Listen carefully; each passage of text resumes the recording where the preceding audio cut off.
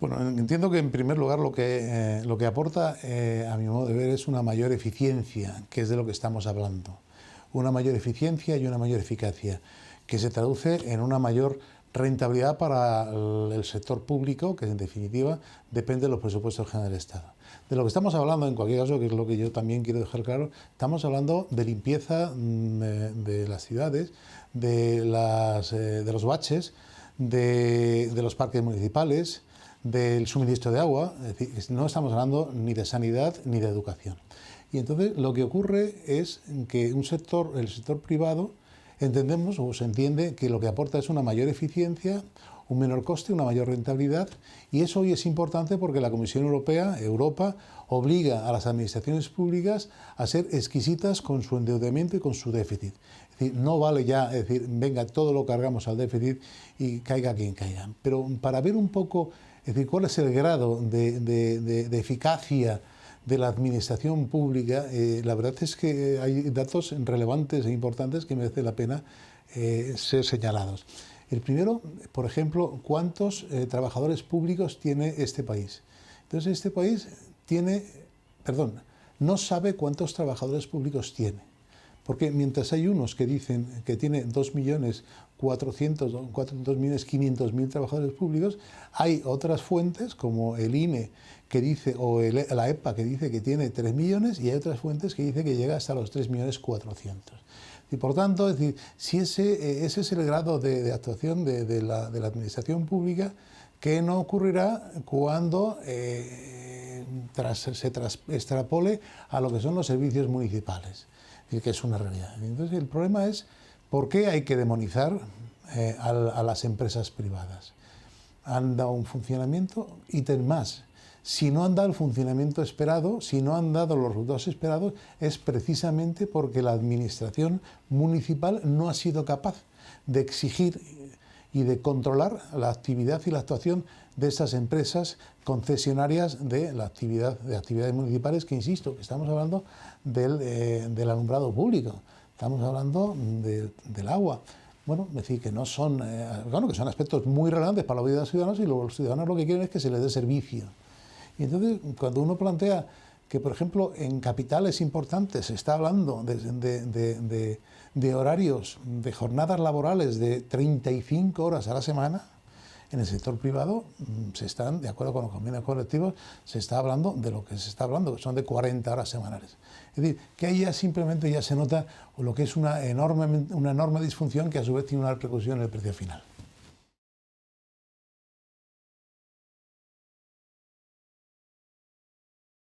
Yo lo dudo mucho, es decir, ¿por qué?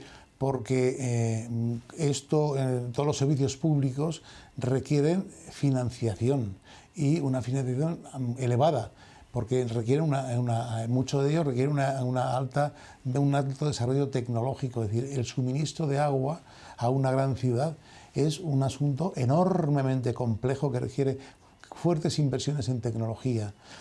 Entonces, cuando uno se plantea y dice, bueno, es que el ayuntamiento tal o cual va a conseguir, el mundo de las depuradoras, va a conseguir financiación para abordar el que una ciudad como Barcelona, como Madrid, como Sevilla, desarrolle, tenga esa capacidad para poner en marcha pues una flota de camiones que no hagan ruido, que no sé qué, que no sé cuánto, unos puntos para limpios, es decir, o el agua, simplemente detectar fugas de agua, arreglos, no pérdidas, etc. Todo eso requiere un alto desarrollo tecnológico y una fuerte inversión. ¿Lo puede desarrollar el sector público, la administración?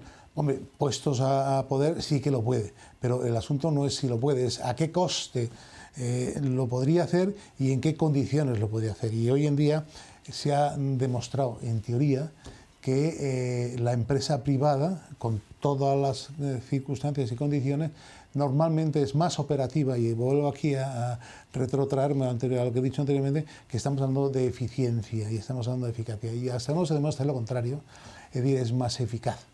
Es decir, el sector privado que el sector público. Una cadena de televisión en España, es decir, la proporción funciona de 1 a 4, mientras que en la televisión privada se requiere una persona en la televisión pública se requieren 4.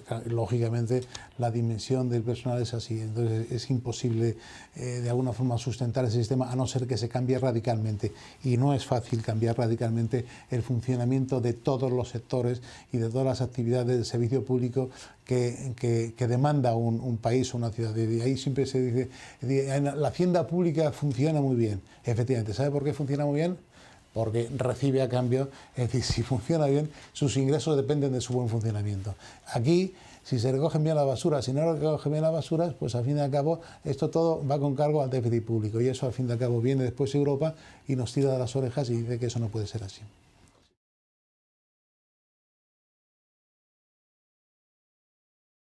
Sí, yo creo que sin duda no es que sea una de las banderas, yo te diría que casi es la única bandera. Lo que ocurre es que es una bandera falaz, porque cuando se habla del término remunicipalización, significa que algo que ya no es municipal, y yo tengo que decir que todos los servicios públicos siguen siendo municipales. Lo que ocurre es que han sido de alguna forma mediante un cierto tipo de concesiones, es decir, por un periodo de tiempo determinado, se lo han cedido a empresas privadas mediante un estipendio correspondiente pactado, acordado. Entonces, esto de la remunicipalización, primero, no es cierto, porque todos los servicios han sido y siguen siendo municipales. Nadie ha quitado la propiedad de esos servicios a los municipios. En segundo término, bueno, pues hay que considerar que Podemos o que los populismos hoy en día lo tienen muy fácil, depende del grado de exigencia de la opinión pública, pero claro, es muy fácil decir, es que hoy en día los servicios públicos están en manos del gran capital, de las multinacionales, no sé qué y no sé cuándo. Claro, bueno, eso es un discurso muy demagógico que tiene buena venta, pero realmente es muy difícil. Grandes compañías españolas que se ocupan de la recogida de basuras, de la atención a mayores, del alumbrado público, estas grandes compañías, que no digo que lo hagan bien, hay unas que lo hacen mejor, hay otras que lo hacen peor, pero lo que sí que tengo claro es que esas grandes compañías tienen un factor importante que es un know-how y una tecnología que les ha permitido ser empresas muy potentes en el campo internacional y que están dando servicio en una cantidad enorme de países en condiciones y en garantías perfectamente homologables con lo que es hoy en día los estándares de nuestro entorno. Y hablando del sector privado, ¿usted cree que el sector privado tiene a veces ciertos complejos en explicar sus ventajas y qué es lo que está haciendo bien frente al populismo que dice que el sector privado es malo y que es mejor lo público? Bien, yo diría que, no, primero, que el sector privado hoy en día es el único que realmente crea empleo. No hoy en día, sino históricamente crea empleo.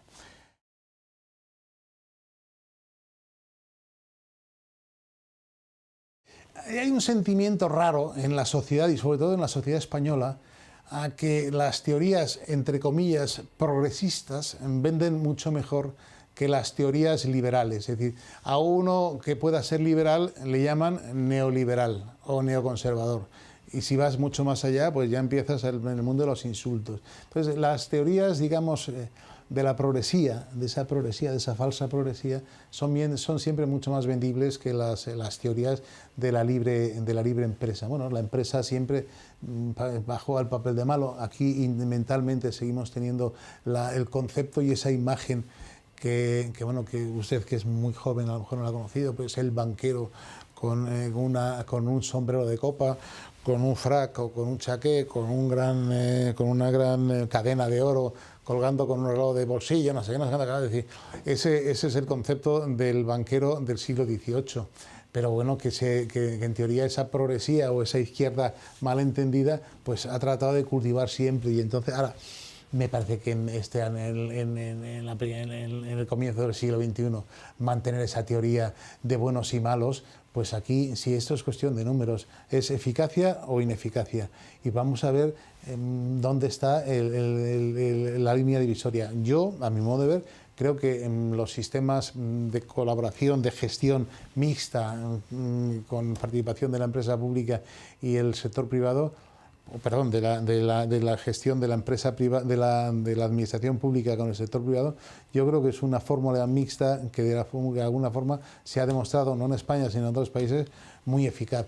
Yo creo que seguir explorando por esa vía, ahora eso sí, exigiendo siempre de forma rigurosa que la administración municipal exija y obligue el cumplimiento de lo que se ha acordado. Es decir, que nadie venga después, oiga, usted la calle está sucia, pues están sucias, uno, o porque el convenio de concesión estaba mal planteado, o dos, porque sus niveles de inspección y de control no son lo suficientemente eficaces como para conseguir que las calles de las ciudades estén lo suficientemente limpias, porque eso tiene usted que ir al concesionario, a la empresa concesionaria y decirle, oiga usted, y entonces dependerá de el papel que han firmado entre ustedes, y si lo han firmado un papel que deficiente, que va en detrimento de los ciudadanos, pues será cuestión de pedir responsabilidades a unos o a otros.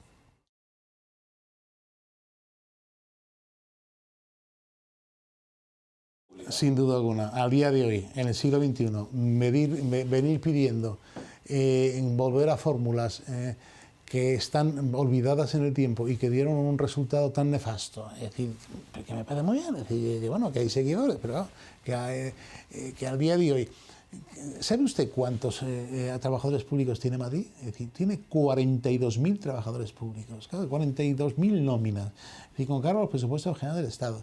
Claro, el concepto de propiedad de la empresa pública es una nebulosa. Es decir, hubo una ministra que dijo aquello, una ministra del PSOE, no es por recordar una frase que muy poco eficaz o un tanto ridícula. Dice, el dinero público es de todos. Dice, o no es de nadie. Dice, bueno, pues mire, ni es de nadie y sí que es de todos, efectivamente, porque es de los presupuestos. Y con eso hay que tener un cuidado escrupuloso, como en eso, como en todo.